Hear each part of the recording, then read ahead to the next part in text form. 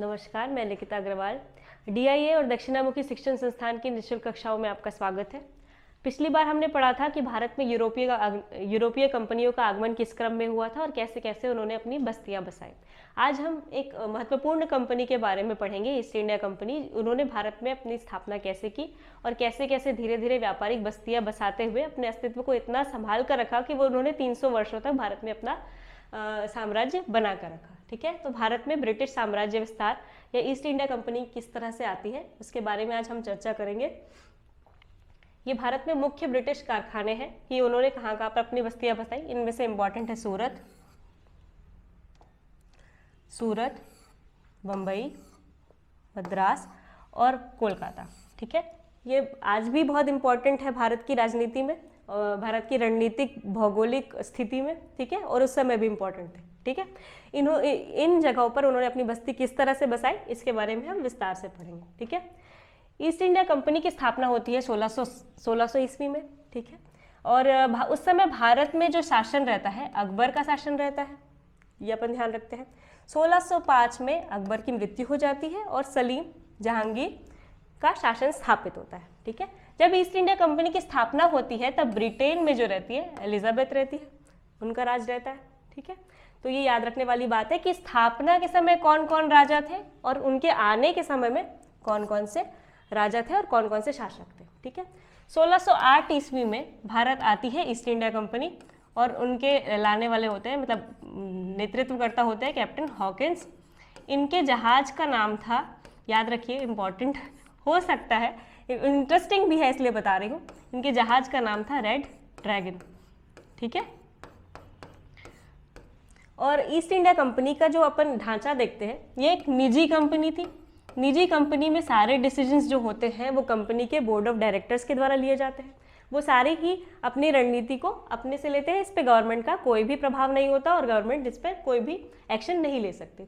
तो east India company के थे वो 24 सदस्यीय बोर्ड ऑफ डायरेक्टर्स था जो निर्णय लेते थे, जिनमें इन बोर्ड ऑफ डायरेक्टर्स में होते थे शेयरधारक, जिनका ज़्यादा पैसा कंपनी में लगा है वही इंपॉर्टेंट 24 शेयरधारक बोर्ड ऑफ डायरेक्टर्स में होते थे। ठीक है, इनमें से एक महारानी एलिजाबेथ भी थी। अब इनके बारे में हम आगे चर्चा करते हैं। ठीक है, ब्रिटिश ईस्ट इंडिया कंपनी की स्थापना होती 1600 ईस्वी में। हमने देखा, अब तक तो याद हो जाना चाहिए होगा क्योंकि 3-4 बार अपन बात कर चुके हैं इस बारे में। महारानी एलिजाबेथ प्रथम द्वारा एक रॉयल चार्टर मतलब एक रॉयल आदेश दिया गया जिसमें 15 वर्षों के लिए पूर्वी देशों के साथ, इंडिया में नहीं, पूर्वी देश इंडोनेशिया और वियतनाम, इन सभी देशों में व्यापार करने का एकाधिकार पत्र दे दिया गया। एकाधिकार क्या होता है कि जब किसी एक कंपनी को किसी सेक्टर में व्यापार करने की छूट दे दी जाती है या व्यापार करने के लिए सारे अधिकार लेने का हक दे दिया जाता है तो वो एकाधिकार कहलाता है। इसे हम मोनोपोली भी कहते हैं। इनमें इनके साथ ही इनके प्रतिद्वंदी नहीं होते, इसमें कोई कंपटीशन नहीं होता, तो ये एकाधिकार कहलाता है। ठीक है, किंतु आगे चलकर 1609 ईस्वी में जेम्स प्रथम के द्वारा कंपनी को अनिश्चितकालीन व्यापारिक एकाधिकार दे दिया गया।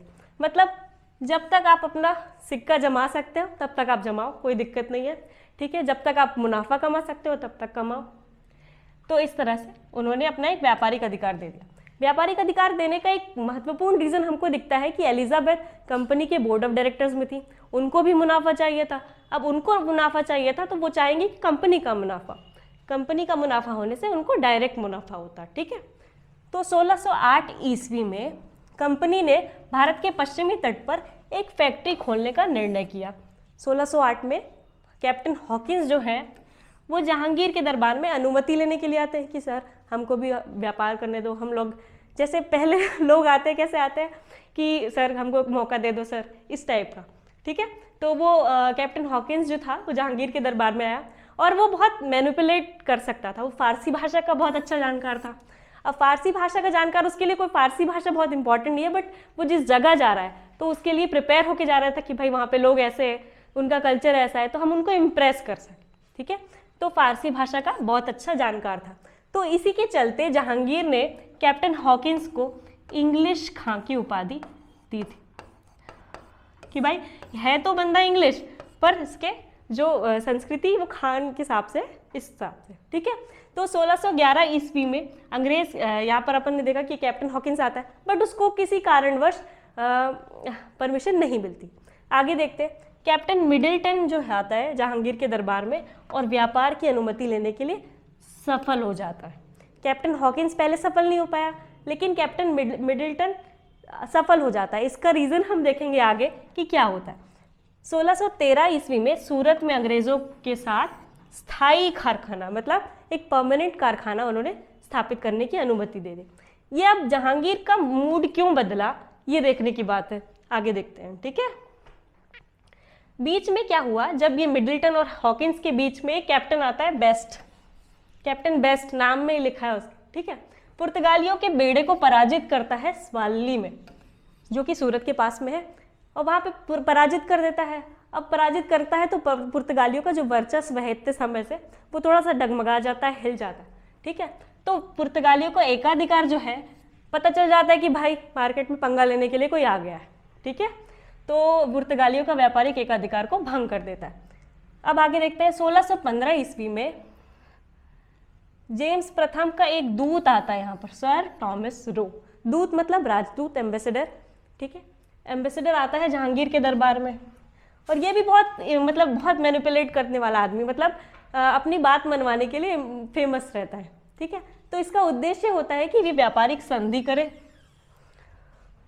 और सर मुगल साम्राज्य के सभी भागों पर व्यापार और फैक्ट्रियां स्थापित करने का अधिकार पत्र प्राप्त कर लेता है। तो ये अपने मकसद में कहीं ना कहीं कामयाब हो जाता है। 1623 ईस्वी आते तक अंग्रेज़ों ने सूरत, आगरा, अहमदाबाद, मसूलीपट्टनम और भड़ौच में अपनी व्यापारिक बस्तियां स्थापित कर लेता है। ये देखिए कितनी इंपॉर्टेंट बात है कि वो आए 1608 ईस्वी में, 1611 ईस्वी में उन्होंने मसूलीपट्टनम में अपनी फैक्ट्री खोली, और 1623 तक आते आते भाई 10 से 12 साल में सूरत, आगरा, अहमदाबाद, मतलब देख रहे हैं उनकी ब्रांचेस कितनी जल्दी फैल रही है, ठीक है। आगे देखते हैं, पूर्वी भारत में अंग्रेजों द्वारा स्थापित प्रथम कारखाना 1633 ईस्वी में उड़ीसा के बालासोर में होता है, ठीक है। अभी तक हमने देखा नॉर्थ में उन्होंने स्थापित की, अभी हमने देखा सूरत में स्थापित की, वेस्ट में, अभी हमने देखा कि साउथ ईस्ट में स्थापित की, मसूलीपट्टनम साउथ ईस्ट में आता है, ठीक है। अब ये उत्तर में, पूर्व में आ रहा है, उड़ीसा के बालासोर, पूर्वी तट, भारत का पूर्वी तट, ठीक है। ये देखिए यहाँ पर एक मैप देख लेते हैं अपन, ये हो गया वेस्ट, ये हो गया ईस्ट, ठीक है, ये साउथ ईस्ट, और ये हो गया नॉर्थ वेस्ट, ठीक है। यहाँ सूरत आ गया, इधर बॉम्बे आ गया, इधर आ गया अपना मसूलीपट्टनम, ठीक है, और इधर आ गया अपना उड़ीसा का बालासोर वाला एरिया। 1633 में बालासोर में भी पहुंच गए, ठीक है। और 1651 में हुगली नगर में व्यापार करने की अनुमति मिल गई, ठीक है। इसके बाद ही वो कहाँ पर पहुंच गए, बंगाल, बिहार, पटना, ढाका, मतलब भाई क्या टैलेंट है। दक्षिण भारत में प्रथम व्यापारिक कोठी की स्थापना होती है 1611 में मसूलीपट्टनम में, जैसा कि हमने देखा दक्षिण भारत में मसूलीपट्टनम की स्थापना करते हैं व्यापारिक कोठी की। फ्रांसिस डे ने 1639 में चंद्रगिरी के राजा से मद्रास को पट्टे पर ले लिया, लीज पर, कि एक अमाउंट देकर उन्होंने अपने कब्जे में कर लिया, ताकि हम जितने भी समय यहाँ पर रहे अपने हिसाब से काम कर सके। और वहाँ पर बाद में किलेबंद व्यापारिक कोठी की स्थापना की। अभी हम पढ़ेंगे किलेबंद व्यापारिक कोठी क्या होती है। कोठी को फोर्ट सेंट जॉर्ज कहा गया। ये याद रखिएगा कि मद्रास की जो किलेबंद कोठी थी वो फोर्ट सेंट जॉर्ज के नाम से प्रसिद्ध हुई, ठीक है। पहले अपन देख लेते हैं कि व्यापारिक कोठी क्या होती है। मान लीजिए एक ये जगह है, यहाँ पर हमको व्यापार करना है, ठीक है। तो व्यापारिक केंद्र बनाने के लिए यहाँ पर सबसे पहले हमको तो कच्चा माल निकालना पड़ेगा। कच्चा माल मतलब रॉ मटेरियल। अब रॉ मटेरियल के साथ ही हमको गोडाउन, स्टोर करने के लिए जगह चाहिए होगी, तो स्टोर करने के लिए हम गोडाउन बनाएंगे। गोडाउन के साथ ही हमको इंपोर्ट एक्सपोर्ट मतलब ट्रांसपोर्टेशन भी मिलना चाहिए। इंपोर्ट भी होगा, एक्सपोर्ट भी होगा, तो ट्रांसपोर्टेशन भी चाहिए। तो ये सभी चीज़ों के साथ में ही अब इतने सारे लोग काम करेंगे तो उनको रहने के लिए भी जगह चाहिए, तो रेसिडेंशियल एरिया भी चाहिए उनको, तो रेसिडेंस के साथ भी। अब ये सभी चीज़ें मिलाकर एक व्यापारिक केंद्र होता है, कि एक व्यापारिक केंद्र में इतनी सारी इकोनॉमिक एक्टिविटीज़ चलती है कि वहाँ पे निर्माण होता है, स्टोरेज होता है, प्रोडक्शन होता है, ये सभी चीज़ें एक व्यापारिक केंद्र में होती है। अब जब इसको फोर्टिफाइड कर दिया, मतलब यहाँ पर ऐसे फेंस लगा के, किले बना के, मतलब दीवार उठा दी, तो ये हो गया किलेबंद। तो ये किलेबंद व्यापारिक कोठी कहलाती है। ठीक है, और ये इसका इंपॉर्टेंस इसलिए है, किलेबंद करना स्टार्ट किया मतलब आप किसी जगह पर अपना हक समझ रहे हो, आप अपना हक समझ रहे हो, आप अपने हिसाब से उस पर किलेबंदी कर रहे हो। तो किलेबंद करने का हक मतलब किलेबंद करने से कि वो अपना हक जता रहे हैं यहाँ पर कि हमने ये ले लिया है, तब हमारा हक है, मुनाफा भी हमारा, हमारी विधि, हम जैसे चाहे वैसे हम काम करेंगे। ठीक है, तो अब आगे बढ़ते। तो ये हो गया किलेबंद व्यापारिक कोठी। हम समझ गए कि फोर्टिफाइड करके एक जगह को अपने यूज में लेना किलेबंद व्यापारिक कोठी कहलाता है। ठीक है, अभी बढ़ते हैं आगे। 1632 ईस्वी में गोलकुंडा के जो राजा है सुल्तान, उन्होंने अंग्रेजों को एक सुनहरा फरमान दे दिया। अब सुनहरा फरमान मतलब कुछ तो इंपॉर्टेंट होगा कि सुनहरा फरमान बोल रहे हैं भाई। सुनहरा फरमान मतलब कि आपको जैसे व्यापार करना है वैसे व्यापार कीजिए, इसमें कोई रोक टोक नहीं होगी, कोई आपसे नहीं पूछेगा कि आप कहाँ आ रहे हैं, क्यों आ रहे हैं, कितना माल ला रहे हैं। तो ये सुनहरा फरमान मिल गया, मतलब प्रॉफिट्स डबल हो सकते हैं, ट्रिपल हो सकते हैं, कितने भी प्रॉफिट्स हो सकते हैं। स्वतंत्रता पूर्वक व्यापार करने की अनुमति मिल गई। ठीक है, 1668 ईस्वी में ईस्ट इंडिया कंपनी ने ब्रिटिश सरकार से बम्बई को प्राप्त कर लिया। अब हमने देखा था कि बम्बई किसके पास है, किसके दहेज में गई थी बम्बई? चार्ल्स प्रथम के दहेज में गई थी। किसके साथ शादी करने पर? पुर्तगाली राजकुमारी कैथरीन के साथ शादी करने पर बम्बई चार्ल्स प्रथम को मिल गई थी। अब उससे उन्होंने बम्बई को, उनकी दहेज वाली चीज़ को ले लिया अपने यूज़ के लिए। ठीक है, अब कंपनी ने अपने लिए ले लिया। अब वहाँ पर उसकी भौगोलिक अवस्थिति, उसका जियोग्राफिकल इंपॉर्टेंस इतना ज़्यादा है बम्बई का कि वहाँ से ट्रांसपोर्टेशन आसान है, कच्चा माल को लेकर जाना आसान है, तो इसके कारण उनके प्रॉफिट्स बहुत बढ़ सकते हैं। और पश्चिमी तट पर एक पोर्ट होने से, एक बंदरगाह होने से व्यापार कितना आगे स्पीड पकड़ सकता है, ये उन्होंने सोचा और बम्बई को प्राप्त कर लिया। ठीक है, अब इसके चलते ही क्या होता है कि सूरत से जो उनका व्यापारिक केंद्र है वो शिफ्ट हो जाता है बॉम्बे। ठीक है, सूरत से बॉम्बे शिफ्ट हो जाता है। ठीक है, तो ये ध्यान रखने वाली बात है कि कब मुख्यालय मुंबई हो जाता है। 1686 में अंग्रेजों ने हुगली को लूट लिया। अब वो काम कर रहे थे, अब मजा आने लग गया उनको, अब चले थोड़ा सा मस्ती करते हैं, तो उन्होंने हुगली को लूट लिया, एक्सप्लॉइट कर दिया, मतलब जो था तबाही मचा दी। ठीक है, अब परिणाम स्वरूप उनका मुगल सेनाओं से संघर्ष हुआ। अब इस समय राजा थे औरंगजेब, शासक औरंगजेब थे, तो उनको ये बात अच्छी नहीं लगी कि भाई नहीं ऐसे नहीं चलेगा, मेरे राज्य में ऐसे नहीं चलेगा, आपने गलती कर दी, अब हम आपसे मसूलीपट्टनम, विशाखापट्टनम और आदि कारखानों से आपको अधिकार वापस देना पड़ेगा, हम आपको नहीं देंगे। तो अब जब ये हो गया, अब तब लगा कि यार हमने भी थोड़ी सी, ब्रिटिश ईस्ट इंडिया कंपनी को लगा कि हमने भी अति कर दी यार, अब हमको भी वापस मांगना पड़ेगा, हमारा मेन उद्देश्य तो व्यापार करना है, लूटपाट मचाना नहीं है। तो अब वो क्षमा याचना करते हैं औरंगजेब से। अब इसके बदले उन्होंने सिर्फ 1.5 लाख रुपया मुआवजा दिया, अपने व्यापार के सारे अधिकार वापस से प्राप्त कर ली। ठीक है, तो 1691 में एक शाही फरमान जारी होता है जिसमें एक मुश्त वार्षिक कर, एक साथ एक सालाना वार्षिक कर के बदले में कंपनी को सीमा शुल्क से छूट दे दी। कितने बार भी आए जाए एक अमाउंट दिया, अब उसके बाद आपको छूट मिल गई। ठीक है, तो सीमा शुल्क से छूट मिल गई उनको, तो मतलब कंपनी का फायदा हो रहा है। 1698 में अजीमुशान द्वारा अंग्रेज़ों को सूतानती, कालीकट, जो कि कालीघाट के नाम से भी जाना जाता है, और गोविंदपुर की जमींदारी मिल गई। जमींदारी मिल गई मतलब एक जमींदार, एक क्षेत्र होता है, एक जमींदारी क्षेत्र होता है जिसपे लोग किसानी करते हैं, खेती करते हैं, फसल उगाते हैं, और फसल उगाने के बाद वो जमींदार को देते हैं लगान। ठीक है, तो जमींदार इस पे कितना भी लगान वसूल कर सकता है। अब जो लोग थे, वहाँ के जो लोकल लोग थे, वो फिर भी ठीक ठाक लगान वसूल करते थे ताकि आगे भी कमा सके। अब सिर्फ ईस्ट इंडिया कंपनी सिर्फ व्यापारिक मुनाफे के लिए कितना भी लगान वसूल करे, इससे किसी को कोई मतलब नहीं था। ठीक है, तो जमींदारी मिलना उनके लिए एक बहुत बड़ा कदम हो गया कि हम अपने हिसाब से कितना भी मुनाफा निकाल लें। ठीक है, जॉब चारनाक जो था, अब उसने दिमाग लगाया कि अब हमको मिल गया 3 गाँव, तो हम इसको क्यों ना एक किले बंद कर ले। किले बंद करने से क्या होगा कि बाहर का हस्तक्षेप कम हो जाएगा, राजा का हस्तक्षेप कम हो जाएगा, वहाँ के आसपास के गांवों के जमींदारों का हस्तक्षेप कम हो जाएगा, जिससे कि हमको कोई दिक्कत नहीं होगी, हम अपना प्रॉफिट अपने हिसाब से कमा सकते हैं। ठीक है, वही बात होती है ना कि अपने लोगों को अपना दुख दिखता है, कोई बाहर से आया तो उसको अपना दुख नहीं दिखता है, यही वाली बात। ठीक है, तो इस हिसाब से एक किलेबंद बस्ती बनती है जिसका नाम होता है फोर्ट विलियम। ये बहुत इंपॉर्टेंट है फोर्ट विलियम, आगे जाके भारत के इतिहास में बहुत सारे काम होने वाले हैं इधर, तो इसको ध्यान रखिएगा कि सुल्तानती, कालीघाट और गोविंदपुर से मिलके बनने वाला व्यापारिक बस्ती फोर्ट विलियम था, जिसको बनाया था जॉब चार्नॉक ने। इसलिए कलकत्ता का संस्थापक किसे कहते हैं? जॉब चार्नॉक को, इम्पॉर्टेंट आदमी। ठीक है, अब आगे बढ़ते हैं। अब इसके साथ ही उन्होंने एक काम ये किया कि प्रेसिडेंट और काउंसिल की स्थापना की। अभी तक तो व्यापार कर रहे थे, अब वो जा रहे हैं एडमिनिस्ट्रेशन में कि भाई हम प्रशासन भी करेंगे। अब प्रशासन करेंगे तो उसके लिए एक प्रेसिडेंट बना दिया कि भाई एक फोर्ट का एक प्रेसिडेंट होगा, एक काउंसिल बना दिया।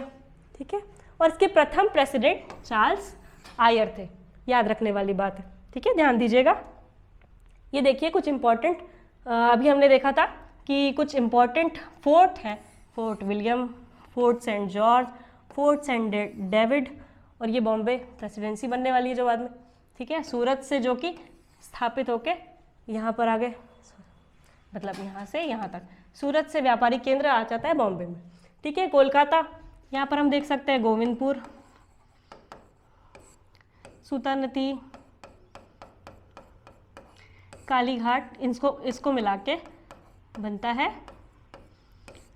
फोर्ट विलियम, जो कि आगे आज का जो मॉडर्न कलकत्ता है वो मेन इसी का रूप है। ठीक है, तो ये ध्यान दे सकते हैं। हुगली यहाँ पर है जहाँ पर उन्होंने लूटपाट मचाई थी और 1.5 लाख रुपए मुआवजा देके छूट गए थे। ठीक है, उड़ीसा में उन्होंने बालासोर में अपना कारखाना विस्थापित किया था। मसूलीपट्टनम दक्षिण भारत में पहला कारखाना है, और बेसिकली पहला कारखाना है क्योंकि 1611 में स्थापित हुआ। सूरत में चल रहा था काम, पर 1613 में खुलता है, और मसूलीपट्टनम, जिसको मछलीपट्टनम भी कहते हैं, वहाँ 1611 में स्थापित होता है। ठीक है, तो ये ध्यान रखने वाली बात है, आप इसको याद कर सकते हैं, अच्छा होगा अगर याद कर ले तो। ठीक है, आगे बढ़ते हैं। कलकत्ता को अंग्रेजों ने 1700 में पहली बार प्रेसिडेंसी नगर घोषित किया। अब ये एक इम्पॉर्टेंट कदम है कि कैसे एक फोर्ट एक प्रेसिडेंसी नगर बन जाता है।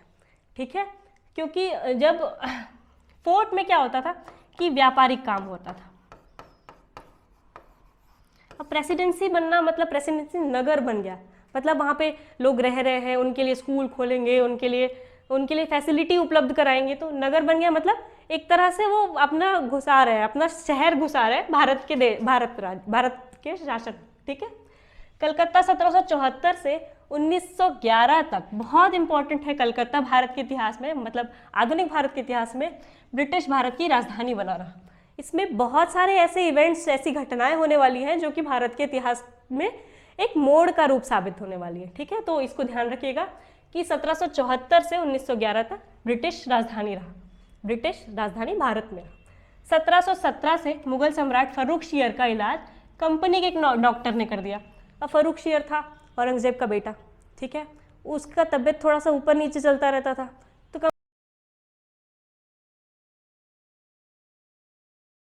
कंपनी के एक डॉक्टर विलियम हैमिल्टन ने उसको कुछ दवाई पानी दिया और वो ठीक हो गया।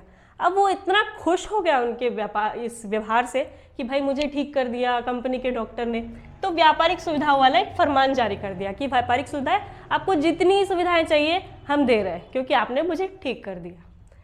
फरमान के अंतर्गत एक निश्चित वार्षिक कर, सोच रहे हैं आप, निश्चित वार्षिक कर की कीमत कितनी? 3000 रुपये मात्र। एक साल में सिर्फ 3000 रुपये दे रहे हैं और निःशुल्क व्यापार कर रहे हैं, मतलब सीमा शुल्क और इधर भी एक्साइज जितनी भी ड्यूटीज है सबसे फ्री हो गए सिर्फ 3000 रुपये देकर।